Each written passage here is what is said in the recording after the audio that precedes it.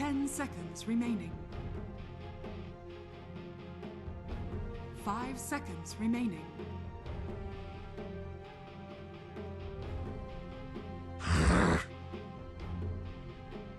OG's turn to ban.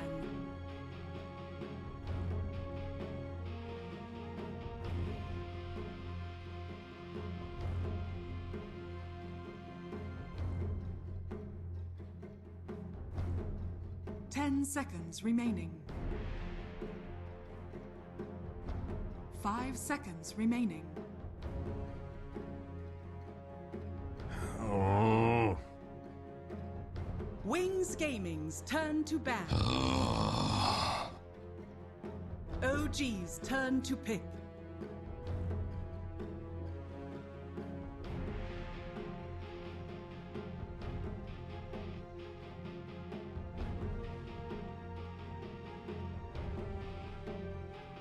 Ten seconds remaining. Ladies and gentlemen, hello and welcome back again to DAC 2017 Group A action. We're in game number 2. OG facing off against the Wings Gaming. I'm Lyrical, going to be joined by the wonderful, the great, the lovely Capitalist Dota 2. How you doing, man? Just giving them too much. I don't know how to handle it. You having a good time? You excited right now? We're in game number 2. We saw some pretty high pressure stuff coming in earlier from Wings. They weren't quite able to deal with OG though, who kind of just ran over them at the end there. I mean, granted they've been able to make it work for them throughout the whole game, but what's your thoughts?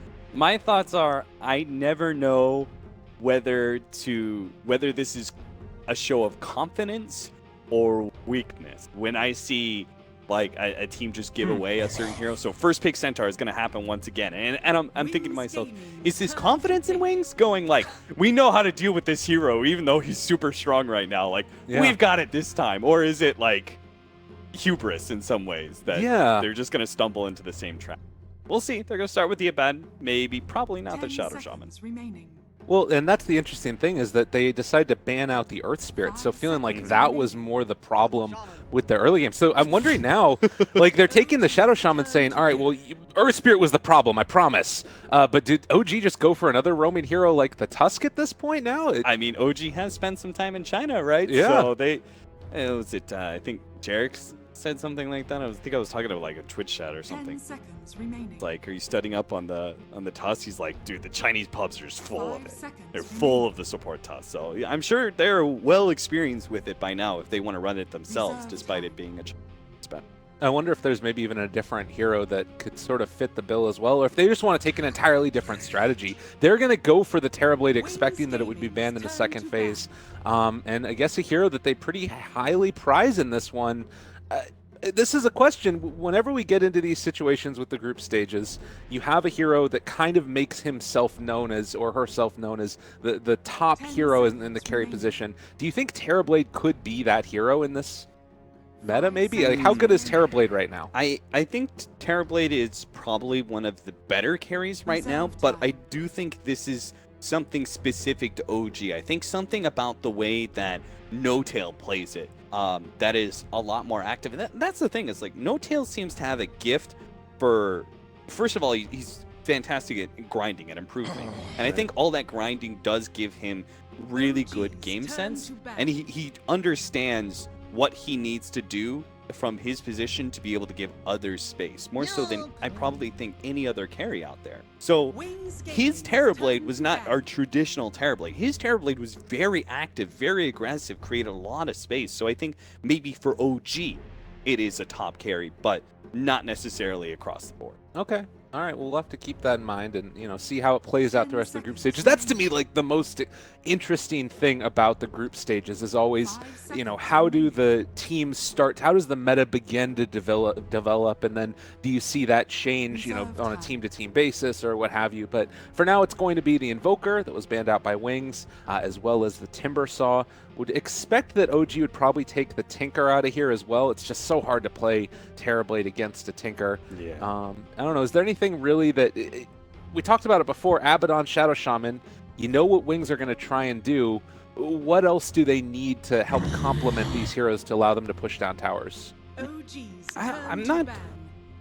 See, I'm just not sure if they're gonna, are they really gonna go for like the same exact kind of same push? thing. Like, I mean, it's hard for me to look at Shadow Shaman and be like, oh, they're gonna do something different, right? Right. He's such he's in some ways a very one-dimensional hero in that regard. He tells you you're going to push, no matter what. So I don't know. Like, they can pick up. Maybe Luna wasn't the right carry for them. I honestly don't know too many things. Maybe to get a hero that it just... Normally, if you're going to deal with split pushing, it's your offlaner that does better at being able to deal with that. But they have the same offlaner in Abaddon. So I was thinking to myself, maybe they just get a little bit better catch to be able to deal with the split pushing when it happens. Maybe they get some heroes that fight a little bit better, a little bit sooner. Luna obviously had some big issues versus Terrorblade, both because of the Eclipse was very lackluster in team fights, as was the fact that she had to deal with her own reflection beating the hell out of her. So maybe that carry was a bit of a problem. So a different, more aggressive team fighting carry, maybe a carry that gives them lockdown of their own. Man, It's tough because that's the thing too, is you have like this Centaur here. You saw that great movement that came out from Wings where they're defending their tier 1 tower in the top lane and almost caught out. Like, No Tail was behind the tier 1 tower in the off lane and they still couldn't kill him because they just stampeded away. And I think about that timing that Wings had, and it was not necessarily delayed, but it was made worse because it takes a while to get that Blink Dagger up for the Shadow Shaman. So in my eyes, if OG just like run another dual off lane, they pull whenever they're capable of it, try and block out Shadow Shaman's camps. I don't know how the Wings do it if they do the exact same type of draft, and they're going to need some other form of initiation. Maybe Sand King is the answer, something like that. Well, Gyrocopter's been rising up in the meta. Okay. That hero is a pretty good team fighter. I had to pull up a hero list because it's so hard to think about it. That's the adjustment that I would make, right? Is a better team fighting carry. Okay. Because you already have the pushing power out of both Abaddon and Shadow Shaman. Abaddon is a fantastic pusher because of the Curse of Avernus, so I don't think you necessarily need to get the same kind of pushing power out of your carry as you did time. Oh, the Lina. All right, this is another one of those China specials, and I think in my eyes when I've seen it, it's tended to be played in the mid role more often than not. We've seen a couple of games with Q and Bobica from IG going for some support Lina, but more often than not, it's been like OP playing it in the mid. Do you like this hero right now? Like, Raindrops were a big nerf, but is it okay? I do like this hero now. Okay. I have heard this from a couple different people. One person in particular told me recently that he thinks this hero is broken. And I had heard that from before, but I wanted to, I kind of prodded him just because I wanted to get his reaction to it. Yeah. And I do think that this hero has a lot of capability as a 15 to 25 minute, like a dominator, right? Yeah. She just takes over the game at that point in time. And this is going to be that kind of core that deals with the split push a lot better, right? Last time around we had that Silencer, whose catch is not phenomenal. Right, we have that one catch on Ana in the bottom lane where they set up a whole entire trap, but that's the only time they really caught him. Lina offers you a lot more capabilities because it's heavy nuke damage and it's some disable as well. So I do kind of like this, but where the hell did Earthshaker come from? And we're Visage too. Like, we're getting all kinds of crazy stuff in this game. I love it. It's wonderful. I mean, I'm down with Visage. I think Visage has gotten enough buffs in 7.0 that I've heard a couple different people spouting that Visage is back, baby. Visage is here. So I wasn't too surprised by that Visage, especially since it was 5th ban last. Yeah, it was the 5th ban by I think Wings. Okay. In game 1. So I wasn't too surprised by that. But Earthshaker, I mean, unless you're I know you love like this hero. Ad Venom, but yeah, I think you can only run it versus illusion heroes right now. So Terrorblade does fit that bill. That does make the hero a lot stronger. And it does give you, again, remember we had that conversation about the Abaddon as an offlaner, like he doesn't give you initiation, so you want it from your 4 position. You could see how that hurt Wings in game 1, so clearly they're trying to shore that up, not just in their mid, with better catch there and better, anti-split pushing capabilities there, but also now in their 4 position Earthshaker. So the hero itself, not a huge fan of right now, but I can see where they're going, and I think fundamentally the things that he brings to the table are sound for this. All right, well, we'll have to see how this works out. I mean, again, I'm looking at Visage too and thinking about if this is going to be Jarek's. I'm assuming he's the player for OG. I don't remember. But does that mean that you run it with the Centaur in the dual aggressive offlane there? And he's incredibly strong when you go for a dual lane, particularly against heroes that are maybe a little bit weaker in terms of their ability to stay there in the Earthshaker. Yeah, I think OG can even do full aggro tri-lane at times. Not keep the Rubik there by any means, but I do think they can make that kind of rotation because, again, they're not really going to have that much stopping power against the offlane Abaddon with Rubik Terrorblade. So I do think rotations are going to come in. But yeah, initially, I think a strong aggro dual lane is where you want to go here, right, by OG. Because, again, not necessarily because it's about the Visage, though he does value dual lanes a lot for the experience. It's more about shutting down this Shadow Shaman and making sure he doesn't get what he wants out of the game. In order to combat that, though, you need a really strong laning phase carry out of Wings, and I'm not entirely sure what that is.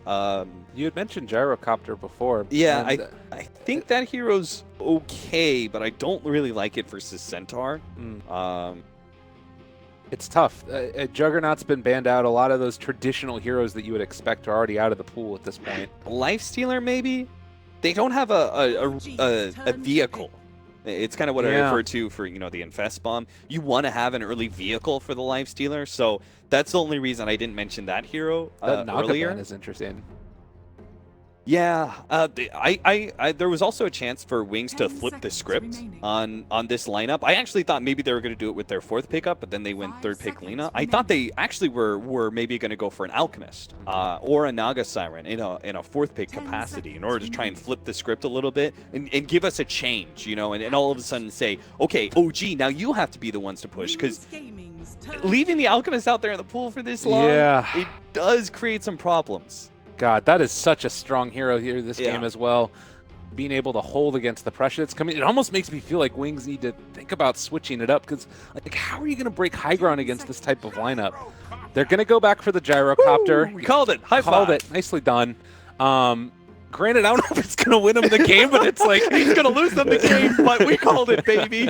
I don't know. It's interesting. I will say that, again, I want to see this Lina and how well it works. The big thing that I'm looking at with this hero is she got so many buffs that sort of mirrored the same type of buffs for the talents that you got through the Lone Druid. You have a range increase. You have a damage increase. You have the respawn cooldown. At such an early level, we've been seeing Bloodstone first, so there's just like a 0 respawn on Lina, and then going into the bots afterwards. So it's like you have 2 Linas throughout the course of the fight. It is really quite cool, and not to mention the last level 25, but even before then, she's incredibly strong. Yeah, I think once you get level 10, you get that talent, the minus 30-second death timer respawn time.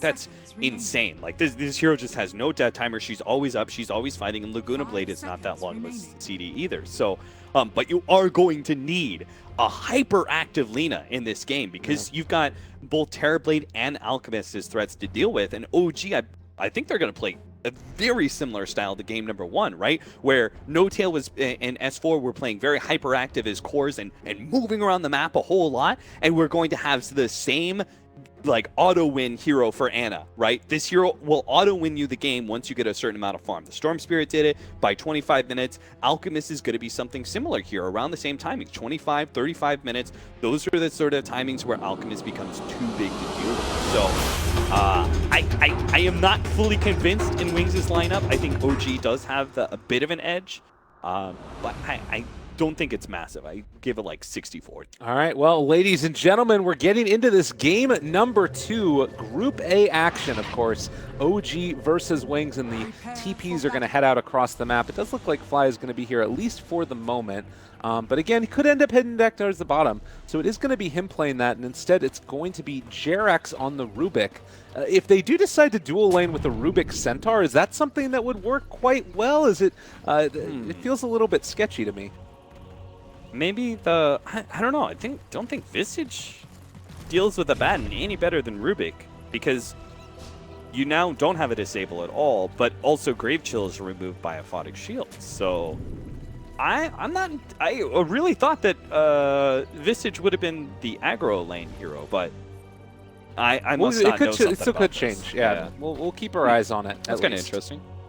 But in the meantime, we do also have, of course, the Ana playing this Alchemist, goes out with a ton of regen. Have we seen, I remember that last game we saw the Poor Man's Shield changes where Terrorblade went out with the double slippers. This time he's starting with the completed one.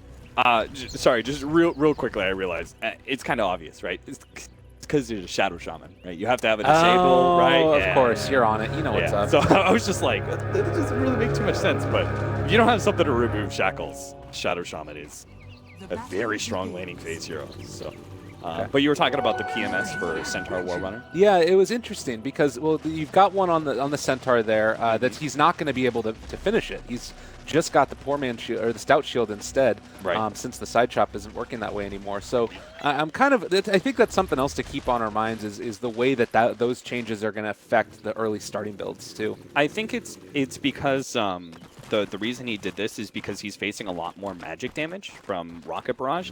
So he feels like he needs the extra regen to have a constant presence in lane, rather than using the efficiency of the Poor Man's Shield against the right clicks of the Luna. Oh man, and why gonna potentially be first blood here? S4 on top of him, gonna be going for the right clicks, and there is no way out of that one. Jerax is actually gonna be the one to draw first blood, already with boots. He's gonna be a rich Rubik. Yeah, we said very early on that they can easily aggro tri-lane. There isn't much point to their supports against an Abaddon, so Y really needs to keep this in mind. He both times now has operated as a Shadow Shaman, just going, oh, it's a solo Centaur, I'm going to be super aggro, but it's simply not the case. They're going to back up this Centaur because they have every reason not to be in the safe lane. The other thing to mention, we have Ice doing the pulls. This is something I was going to talk about. Earthshaker in the off lane can pull this pretty consistently. Missed the last hit there. I'm sure it's fine,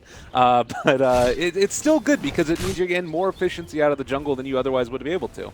I am still not fully convinced that this pull makes Earthshaker wholly viable because in some ways it's like, okay, I don't think you're negating that much farm of the Terrorblade. He's going to make use of the jungle a little bit later on. And also, the offlaner isn't like, it's not like Abaddon's like, oh, thank God for that pull. I wouldn't have been able to lane otherwise, right? Like, he would have been fine. So I'm not fully convinced about this, but we'll see where Ice goes with it and how much farm he's able to obtain in 10 minutes of jungling and roaming around. If he can get Blink Dagger by 15, then it was well worth the effort. But other supports could have had more impact, say, in the mid lane. They could have had more impact in really aggressively opposing a solo Terrorblade at top.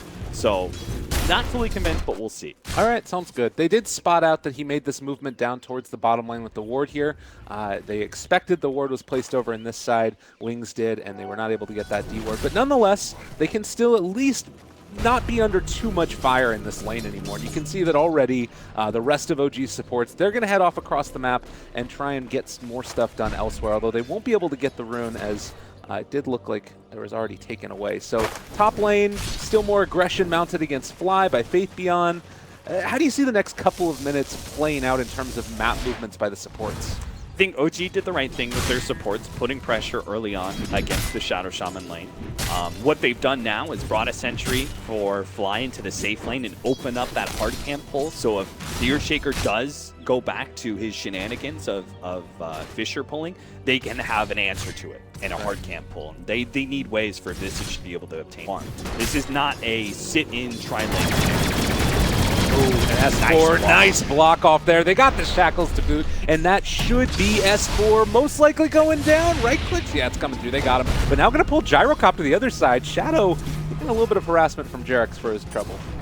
I was about to say, like, if they had planned out the Gyrocopter as fifth pick, it does give a lot more relevance to the Earthshaker. Gyrocopter, more than most laning phase carries, takes big advantage of Fisher blocks, right? There are other carries who, like, you get the Fisher block and you feel all excited and good about yourself, but it doesn't actually do anything because the carry's not capable of doing much. But Gyro is one of the better heroes. High amount of damage from Rocket Barrage and low cooldown.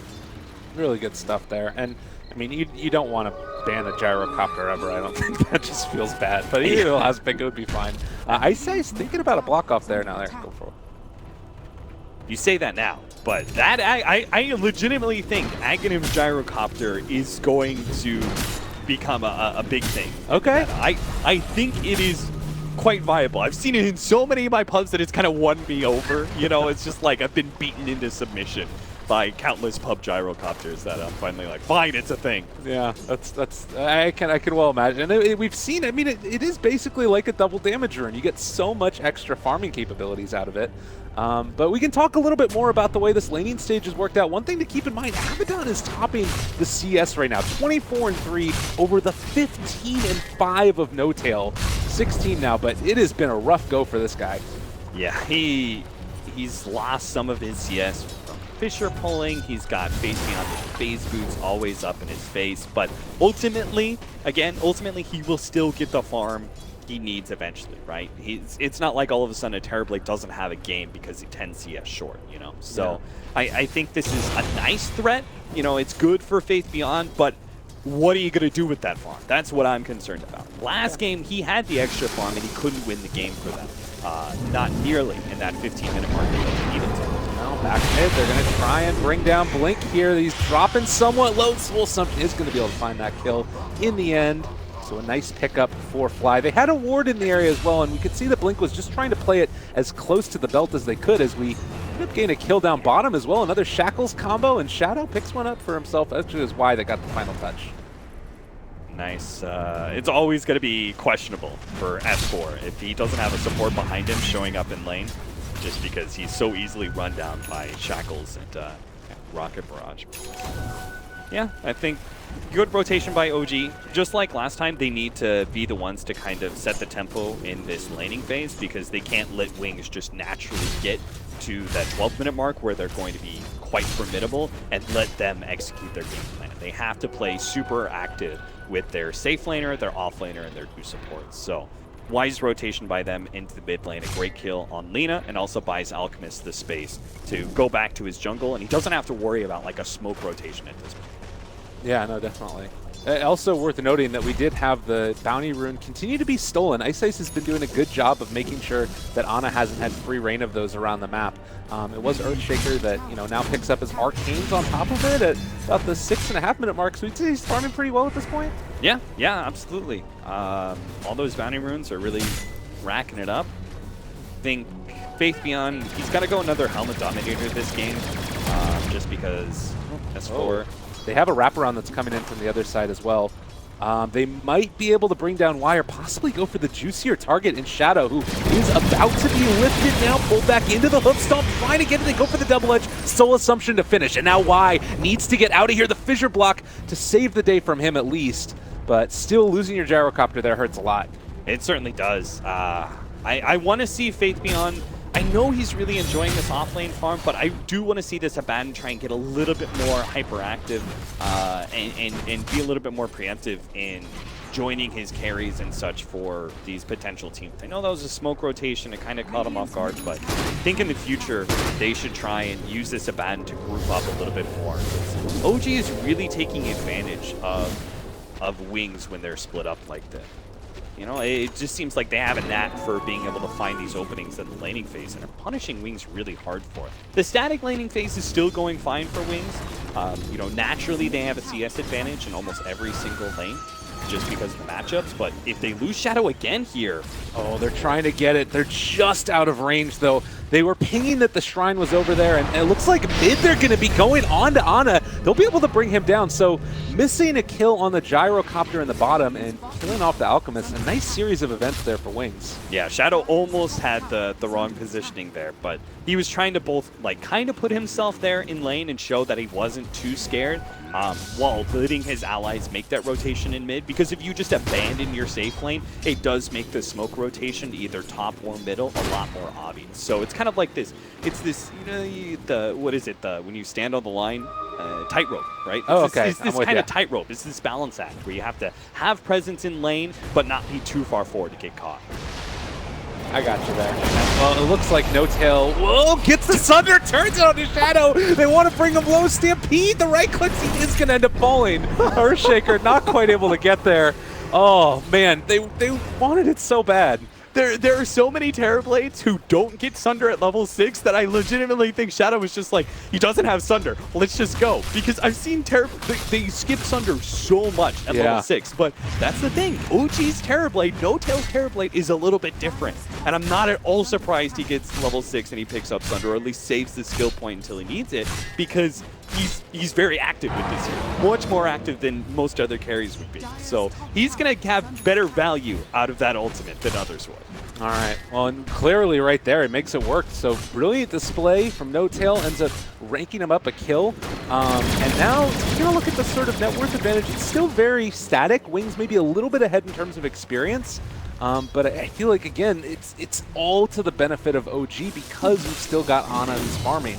And granted, he did end up dying there, but you can see this net worth very heavily ahead, as to be expected. Yeah, certainly. It's a question of whether or not OG is going to be able to create the kind of space they did in that 10 to 15 minute marker like they did last time. I'm going to be keeping pretty good eyes on No-Tail and how he sort of rotates. Wings are already trying to chip away at that on-lane power as much as possible, but they're staying very static, and I'm kind of surprised by that because I thought Wings would be a lot more active in the match. But, you know, Lina hasn't moved around at all. Faith Beyond has refused to ever TP to any threats that happen in mid or safe lane. You know, he is the great turnaround hero, right? Yeah, you get totally. that Aphotic Shield out, he turns a whole entire gank, but he hasn't even attempted it. Oh, man. Well, and now you can see, going to get ran down here. He does have a TP. He's going to use it now, so should be able to escape from that. But Jarek stole a Aphotic Shield. So talk about a great steal. It's a pretty great game for Uber. Yeah, and they put that borrow time on cooldown. They may try and abuse that by aggressively pushing into this tower, knowing that Abaddon can't really put himself too far forward for another 35 seconds. But Ice is already on the case. He knows this push is going to be coming. Faith Beyond might end up actually going down, almost lock him off. Oh, no, he's caught out there, but not going to be enough. The TP rotations, they aren't going to be able to get him. Stampede away, and that was so many heroes rotating to this top lane. They've got to get something out of this. Yeah, were those wards dropped bottom too? Was it? Shadow Shaman has him on cooldown, so yeah, I guess so. And they weren't able to get the tower. Oh man, that is rough. Wings not like failing to connect with that rotation is so bad. Like they can't afford to miss out on these kills with heroes like Lina. Like these are heroes that only scale to like past 25 minutes. They only scale past 25 minutes by being able to take kills. So they already failed one rotation. They do get that safe lane tower, but they're going to lose their safe lane tower, and they're losing a lot of map control as well. OG has the Visage Familiars up, which are going to be an active threat for a lot of these heroes. They're going to be very easily threatened by this heavy physical damage. Even a core like Lina can be bursted down pretty quickly. So it's a tough spot that Wings is in. OG is looking fantastic, though. Yeah, really great display, definitely. And again, we're getting closer to the Blink Dagger for Earthshaker, but it's looking like it's still going to be a fairly late timing on it. And, well, there's a stun going forward, trying to bring him down. They are going to be able to kill off S4. Shadow barely able to walk away from that one, but he will walk away. They don't get the tower, but still Centaur, great pickup. Yeah, they thought the Aphotic Shield on Jarex was going to be enough to kind of bait out that Centaur, but if they had gotten Shadow, obviously it would have been well worth it, but thanks to Shrines, bringing a hero down to low HP really doesn't have the same kind of impact that it used to, and it means that Wings can still be aggressive if they wanted to. They're not going to go back to mid. It looks like they gave Gyro some time up at top lane. I think he's going to be going the SNY. I've heard about a lot of different builds on the carry gyrocopter. Yeah. There's some pros that were experimenting with Maelstrom into Aghanim Scepter. Early on, it was like Helmet Dominator into Ags into Sanic. But now we see a lot of gyros working on the SNY as an early stat boost up, and then going into the Aghanim a little bit later on. So I'm feeling like that's what Shadow's going to be doing here, is the SNY first and then go from there. Yeah, and it's kind of interesting too, because we've seen across the other elements of Wings another switch up. Like Faithion had the drums queued up, still has the bracer, but now has the Radiance queued up here to see if he's able to get enough farm to build into that item, which would allow him to scale better, obviously, and have more farm. But a big smoke movement now. And we'll see if Wings are able to catch it. S4 on the hunt. He is going to be blocked off there. The Light Strike away, Laguna Blade, everything connects. But will they be able to get out of this one? Jarek's pulling back in the Earthshaker, stealing Fissure. He throws it onto 2. Oh, that was a really nice little play there. And canceled the TP. Okay, Blink's going to get the regen room. That was a really good play, but now he has Fissure. Jarek's, I think he wants to set this up on Shadow before the supports actually rotate over, at least ensure that the mid tower does go down. Well, a nice turnaround in spite of the death, and Fissures are just being thrown everywhere at this point. We didn't have enough damage to finish off the familiar. Oh, sad times. And Alk almost has his Radiance up too. At least he almost has the Relic up at this stage. So you talked about this hero getting out of control. Do you feel like we're seeing the beginnings of that? Yeah, unless Wings make a smoke play that actually catches him in the next minute or two, I think Alchemist is almost officially going to be out of control, because like him getting the Radiance is not the end. It's not, oh god, he has Radiance, the game's over. But right. It's more about like, what have you gotten in the process? And I don't think Wings has really gotten all that much. They're finally going to take this mid-tier 1 tower about 15 minutes in. They've taken the safe lane tower, but that's all. The rest of OG they've kept their off lane tower alive. They've gotten a lot of Centaur. And this Fissure. Oh my god, it blocks off 3. They're all gonna die. Blink is dead as well. They don't even get the Visage. They don't even get his birds. Oh no. Oh my god, I just look over and I'm like, there are 3 heroes stunned by a Fissure from Jarek's. Wow. Oh jeez. Okay, well, so they got the mid tower, but they lost 3 heroes for it. I mean, this is officially like, this game is way more one-sided to OG's favor than game 1 was. And the other thing about that too, like we saw the Visage Familiars also taking down the Shaman wards too. Like, yeah. Oh my god, this is feeling so tough for Wings at this point. You're getting closer to that Bloodstone on Lina. Like, she's got the Soul Ring, has the Arcanes, recipes in the bag. How much does that change things with the respawn time? Is that going to allow it to sort of maybe get her into a snowballing state if they win a couple of fights? Like, snowballing phase has to start when you pick up like level 8, you've got full nuking power, and it builds from there. They haven't even started the snowball, and they're having a hard time. Like, did you see that Laguna Blade? Yeah. It got thrown out on the Visage, and Gravekeeper's Cloak was just like, nope, no, not doing much there. So that you can't really burst down the Visage. The Visage actively threatens you, both with the Familiars and the heavy nuke. Centaur and Alchemist are very rapidly getting to a point where you're going to have a hard time bursting them down, too. So it's pretty much like Terrorblade and Rubik. And you look at this, too. They're about to be able to jump forward and take down Lina again before she gets the Bloodstone. It's just from bad to worse, and it's not really looking like it's going to stop either. Oh man, now the Courier's even caught out on the opposite side of where the rest of the team is, but it doesn't look like they'll get caught. They do get ice! Oh man, do they know? Did they spot him? All right, now they do. Yeah. Okay, yeah, they're waiting. Wow. Well, a really, really unfortunate display here from Wings. It's just looking like OG have the answers to this style of play. They're doing it. I wonder why Wings tried to draft such an aggressive and one-dimensional draft in both Game 1 and Game 2, right? Game 1 was very push-heavy and team-fight-heavy. This time around, it's a lot more pick-off-heavy and some team-fight with a little less pushing power, but both lineups are very one-dimensional and early-game focused, and they just lose the laning phase a bit too much, fail to actually make proper rotations, and there goes the Courier. Okay. He was trying to use it to scout out the ward, but then No-Tail just Oh, and they can't get the ward now. Oh no. Oh man. Yeah, that hurts. Yeah, it really does. So, I don't know. I mean, they just didn't really give themselves too many outs, you know? And maybe Wings thinks that this is the way. Maybe it's something to do with OG, and maybe they feel like OG is such a strong team that you just have to focus on one dimension of the game and try and overpower them there. But I don't know. I see a lot of teams giving themselves, you know, outs. Like as in, if the game doesn't go the way we want to in the first 20 minutes, then we have this like late game hero to fall back on, or we have a really strong 45-minute window or something like that, right? Yeah. But Wings, they didn't really give themselves those outs. The game is pretty much over, won or lost by about 25 minutes. And we saw Game 1, they lost control of the game by 20, and it was kind of like 25% chance to be able to get back in it from there. And this time around, I think it's almost already too much. We'll see. They'll have a really strong mid-game power spike with Gyro and Lina and the Blink Dagger on Earthshaker. Maybe they can turn things around there, but again, it's kind of like the plan B, right? You didn't want to go to plan B in the first place. Yeah, and you talk about all of those popular gyrocopter builds that we've seen.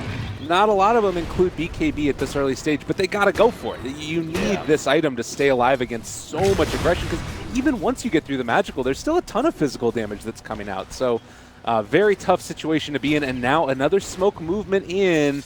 It does look like the birds broke it, and Y, realizing that there was something afoot, will be able to back out. So OG not able to really take down anybody there, but they are still dominating this side of the map and just completely hemming in wings. Jarex does also have Fissure again. He stole that from the Earthshaker a little while ago, and we'll have it for the next fight.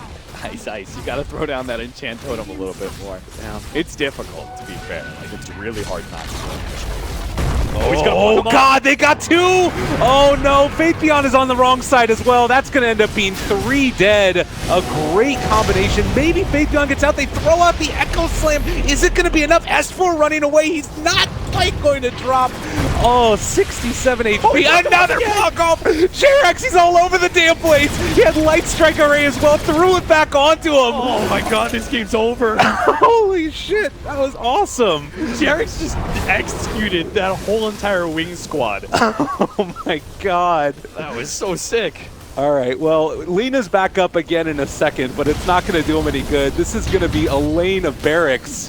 What a great display. And again, it was a combination of things. It was also, they're actually going to drop the wards here. They need to do something. Something has to give at this point. Jarex throws the Light Strike Array back at Lina, and they should be able to escape from this one. Everybody TPing out together. Ooh, baby. Well, you've lost Tier 3 and Melee Racks, Soon Shrines, by 21 minutes against an Alchemist. You know, I don't need to be a stellar analyst to tell you, Lyrical, that Wings is in a whole heap of trouble right now. Oh my God.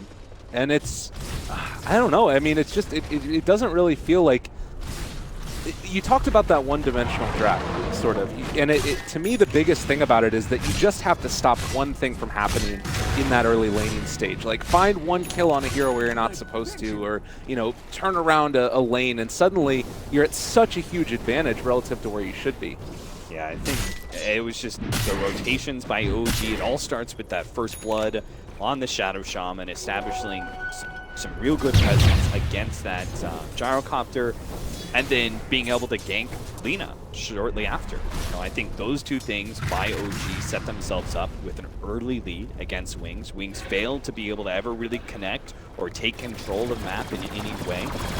They didn't, like last time, right? Game 1, they at least had that aggressive smoke into the jungle. Yeah, I mean, every time. Ana was set up for that one for a while. He had it down to 2-second cooldown when he ended up hitting onto the gyro, but they are just all over him, all around the map. 17,000 net worth. He's double. He has more than the next 2 heroes from Wings combined. It's just, yeah. That's the Alchemist special right there. And that's like, okay, you could get over that fact, you know? Yeah. Like, you could say, oh, but it's just now, it's the fact that Terrorblade is also above them in net worth that really sets the nail in the coffin, you know? Like, you can't afford to have the secondary carry of an Alchemist lineup be higher net worth as well. I'm not sure if any comeback is really possible, but we'll see. They do have really strong team fight abilities to be used. If OG makes a mistake, right? Yeah. If they step up to the tier 3s a little bit too early, if they clump up a little bit too much, they could lose a critical team fight and give away the significant lead that they have right now. I just find it unlikely given OG's play so far. I think they've played near perfect in game 1 and pretty much perfect in game 2. All right, well, Blink Dagger is there for Ice, so if there was a moment to strike, it would be right now. Why? Also in the area, they spot out an illusion, and now going to have their eyes on to Fly. Fissure from afar, they end up connecting it, and that should, well, maybe be a pickoff. he's still very tanky. He has Mechanism, he has Cloak, he's got Gravekeeper's Cloak as well, but they are going to now take down that Shadow Shaman, maybe going to be able to find some more. They're not even going to be able to kill off the Visage, I don't think. Look at that Laguna Blade, did almost nothing, but now the combination comes out from the fissure. Fly trying to run away, he is going to finally fall. The burst! Oh my god, no. Oh, they end up going down, and now Ana's on top of him. He has a Blink Dagger, trying to just run away. He's going to go pick up a Bounty Rune here because that's what he needs to do. Jarex, he stole Light Striker and Laguna Blade and is going to be able to take down the Lina and now possibly the Abaddon as well. They're just all over him. It's freaking over. Oh, baby. Look at Jarex taunting away. He is having a hell of a game. Oh, man, that was so sad because I watched Shadow play that gyro. He's got the BKB like this is his moment. And he like goes to chase down that Visage and he kills him. But right before he kills him, Fly managed to summon new familiars. And then Shadow's just like, oh shit, oh shit. I have BKB, but that's all physical damage coming my way. He dies, and pretty much their hopes for that team fight die with him. The Laguna Blade probably did like, I don't know, maybe 200 damage or something to the Visage when it actually went out. And then Rubik stole it and threw it back against Lina, and she basically died. It's just been really tough, and now they're going on to the Earthshaker. They're going to be able to kill him off, stealing Fissure, now connecting onto Lina. They pull it back in. The team fight prowess from this OG team has just been too strong. And this timing, I mean, yeah, they're just all over him. Every single tournament, Lyrical, I come to the tournament like with great hopes about wins. You know, every single time I've heard the things like, oh, you know, we were super busy after CI.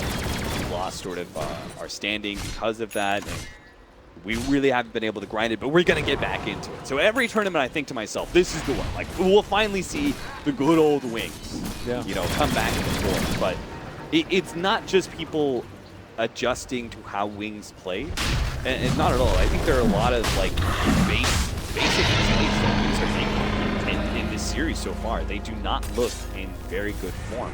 And I think, you know, by maybe a little bit of his draft, I think the draft is kind of set against them by giving them, you know, no real outs for, you know, any kind of errors. But you can't really couple that, right? You can't couple making these errors and giving yourself a draft that doesn't leave those kind of goals. So it just looks like a very lackluster Wings and an exceptionally strong OG. OG look amazing right now in this series. Totally, and it's making those decisions, you know, on a minute-to-minute basis, second-to-second basis that are like they know where they stand relative to the strength of Wings, and they take every advantage that they can. I'm also seeing like, in my eyes, maybe Wings they're a team that adjusts very effectively. But yeah, I see you hovering over that Bloodstone charge. It feels bad. You might as well just sell that thing. That thing's garbage now. Yeah. 2 Bloodstone charges, just dump it in the trash, man. It's not worth it. Just hide it. Just hide that Bloodstone. You know, it's better to have an empty inventory slot. There's more pride in having it empty. At least I'm poor, you know, at that point. But then showing off a 2 Bloodstone charge. Oh Jesus. I mean, in some ways, like, it's the potential to come back. You know, just scribble in a 1 next to it and you'll be fine. In the meantime, you also have this Visage who's just not going to die. And we saw all that aggression placed against him in that last fight, and he ended up being like one of the last ones to die as well because he's got Solar Crest, so evasion is there. Hooded Defiance, Mechanism, there's so much survivability on this hero that, like, I mean, they're not in any hurry to end it, but he could almost be one of the ones standing up on high ground hitting the building. Yeah, he really could. I think a big boost to this Visage was the change where we had the Gravekeeper's Cloak be applied to the familiars when he's nearby. I think that really helps out quite a bit because they're the significant damage force, right? That you want to be able to address very quickly and gain the bounty, but also eliminate that threat. But you just can't seem to kill him, as you can see in team fight after team fight. Like it first happened that mid fight, right, where the familiars come in. They addressed the familiars pretty early, but Visage was nearby. The familiars just didn't die fast enough. They managed to get off their stuff, disrupt everything with Wings, and then they progressed to have a great team fight with Fissure down and everything. But it all starts with those familiars not being addressed because of this cloak, and that's really what I think gave Visage that big comeback at first, and some of the minor buffs in 7.04 have brought it back. Well, this is potentially time to go all in. No Tail has a DD. They've given the Aghanim Scepter to the Centaur by virtue of that Alchemist. And they're going to start pressuring in here. They're on top of them. A Fissure gets thrown out. They are going to be able to take down this Tier 3 tower. No real contest. They are going to throw out a Glyph. I mean, they're sieging both of them at the same time. They don't even care. And they're under no stress at all here. They're going to deny the tower. That's all hunky-dory. But building's still dropping. Aphotic Shield is there. These barracks they just don't have an answer. Like, they can't even go on one hero at this point. Yeah, then fortunately with the Aegis on No Tail, they can't really address that threat, and then Anna's just constantly get the Aphotic Shield, so they're trying to go on him because he doesn't have the Aegis, but they just can't deal with it. Oh god, they're all over him. Faith Beyond, he doesn't have his ulti anymore. They're taking down this. It's going to be Mega Creeps in just a second. No Tail is still going to jump forward. They throw another Fissure. Echo Slam to follow. It's looking kind of okay-ish. Why? There's no pressure at all. There's the call down. They're all going to die again. Fly is on a killing spree. Double for him, and GG is going to be called OG 2-0 over Wings. And I think both scores ended up being around the 8-27, 9-27 mark as well. Cap, what can we take away from this series as a whole here, finishing off our first one in Group A? You know, I want to give a bunch of praise to OG because they did look really solid. I think that they